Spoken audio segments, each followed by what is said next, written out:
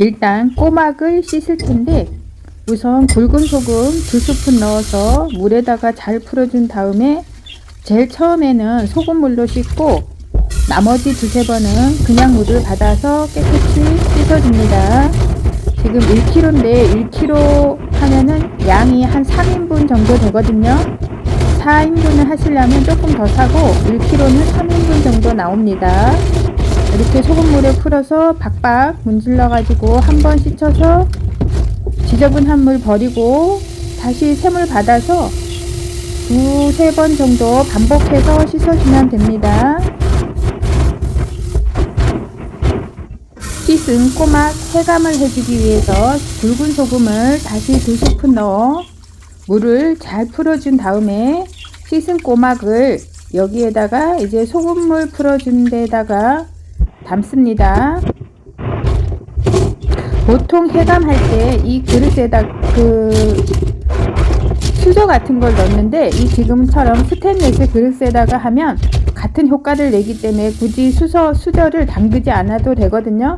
그래서 물이 이렇게 꼬막에 잠길 정도로 붓고 깜깜한 밤처럼 해줘야 꼬막이 이제 입을 벌리고 뻘을 뱉어내기 때문에 검은 비닐봉지를 위에를 덮어가지고 한두 시간 정도 두면은 해감을 깨끗하게 할 수 있어요. 이제 1시간 30분이 지나서 검은 비닐봉지 벗기고 꼬막을 이제 건져서 보니까 물이 해감이 아주 잘 됐어요. 이렇게 해감된 꼬막 건져주고 뻘을 뱉어가지고 지저분한 물이 이렇게 나왔거든요. 근데 너무 오랫동안 놔두면 뱉은 물을 다시 먹으니까 2시간 이상은 하지 마세요. 해감을 이렇게 뱉은 물이 나오죠. 이거 버리고 다시 물을 받아서 해감을 한 뒤에도 한 2-3번 정도 박박 문질러서 다시 씻어주세요. 지금 꼬막을 삶으려고 하는데 우리 팔팔 끓고 있죠. 이렇게 끓을 때 꼬막을 삶으면 금방 입이 벌어지고 꼬막의 단맛도 빠지고 또 질겨져서 안 돼요. 그러니까 이렇게 100도로 팔팔 끓지 않고 한 7, 80도 됐을 때 꼬막을 넣어야 되는데 처음에는 그 온도를 나중에 삶다 보면 딱 보면은 아, 요 정도 끓기 전이다 하고 알지만 잘 못 맞추니까 요럴 때 찬물을 이렇게 한 컵을 딱 부어줘요. 그러면 그 온도가 딱 맞거든요. 요때 꼬막을 넣어가지고 그릇이 너무 작아. 넘치려고 그러네. 물을 조금 덜어내고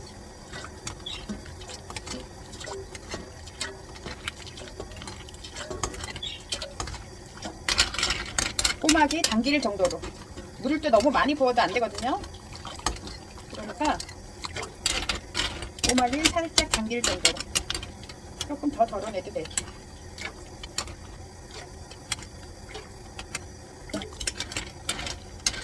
얘는 청소부터 입이 벌어져 있는 놈이네.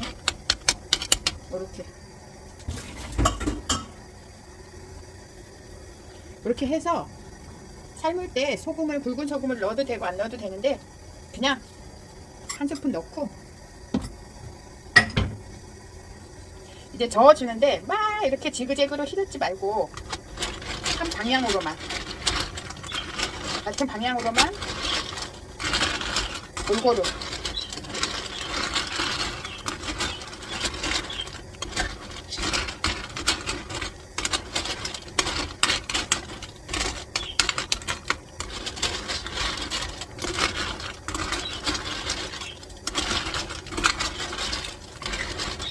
그래서 꼬막을 얼마 정도 삶으면 되냐 하면 한 5분 정도 4분에서 5분 정도 삶으면 되는데 4분에서 5분 정도 시간을 잘 체크를 못하면 이 꼬막 상태에 따라서 꼬막 상태를 보고 또 꼬막 양, 또 물 양에 따라서 시간이 조금 다를 수 있으니까 이렇게 삶다가 꼬막이 한 5-6개 정도 입이 벌어지면은 그때 꺼내면 돼요.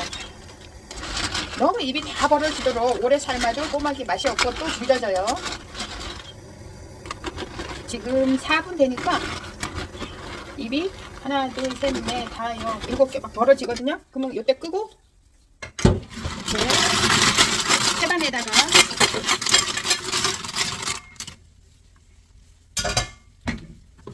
건져가지고 지금 한 5, 6개 정도 벌어져야 되는데 살짝 조금 많이 벌어진 것 같네. 한 10개 이상 벌어졌어요. 이 정도는 괜찮으니까 이렇게 삶았어요. 그다음 꼬막 깔 때는 여기 입이 벌어진 거는 그냥 이렇게 까면 되는데 입이 딱 다물고 안 벌어진 거는 이리로 까기가 힘드니까 이 뒤에 엉덩이 있는데 수저를 이렇게 가운데를 딱 넣고 비틀어요. 이렇게. 그럼 잘 까지죠? 이렇게 엉덩이에 수저를 꽂고 지그재그로 비튼다. 이렇게.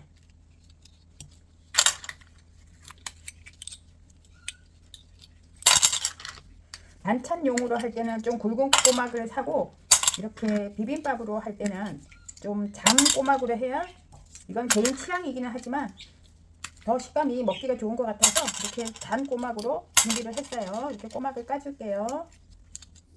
꼬막 다 깐 다음에 삶아서 채반에 건질 때 물 버리지 말라고 했잖아요. 요걸 위에 걸 요렇게 가라앉은 걸 따라서 내고 밑에 거는 혹시 모르니까 버리고 이 꼬막을 해감을 해도 뻘이 묻어 있거든요. 그러면은 안 되니까 요 꼬막 삶은 물에다가 다시 넣어서 조물조물 씻으면 꼬막 맛도 빠지지도 않고 뻘 먹을 걱정도 없고 아주 완벽하고 깨끗하게 꼬막을 먹을 수 있으니까 이 삶은 물 버리지 말고 이렇게 놔뒀다가 씻어서 건지는 게 또 한 가지 꿀팁입니다.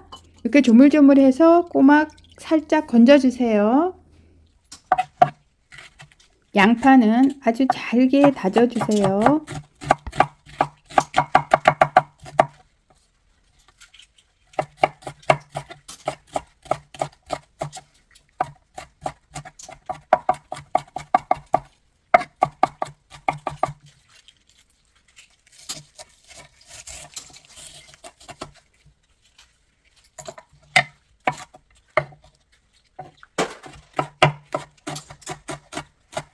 대파도 마찬가지로 잘게 다져줍니다.